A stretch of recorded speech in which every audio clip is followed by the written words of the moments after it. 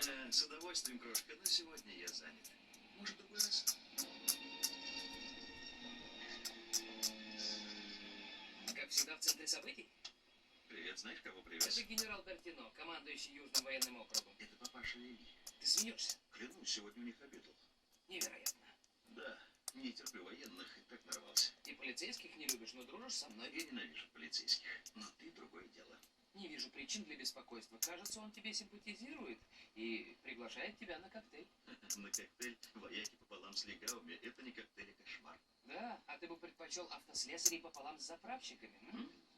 Не дергайся, увидишь, разговоры те же самые. Машины, футбол, девочки, ты впишешься в компанию. Я впишусь, какой позор. Слушай, раз генерал Бертино отец Лили, то значит он твой потенциальный тесть, не так ли? И если ты откажешься от его предложения, то что он подумает? Один бокал не больше.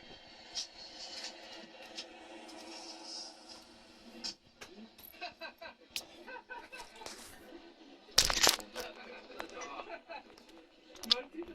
Да, Мартини, точно. Последний на дорожку. Пейте, это традиция. А, прекрасно, Люцо. Местного производства разливает рядом с управлением полиции. Любер? Извините, месье, допивайте, я принесу еще одну. Не переусердствуйте, ему еще подписывать контракт с Министерством обороны. Подпишет, господин министр, подпишет. Как миленький. Я знаю, что делаю. Клиент разогрет, он почти готов. А как ваш план? Осечки не будет? Что вы, господин министр, мы репетировали до полного автоматизма. Все будет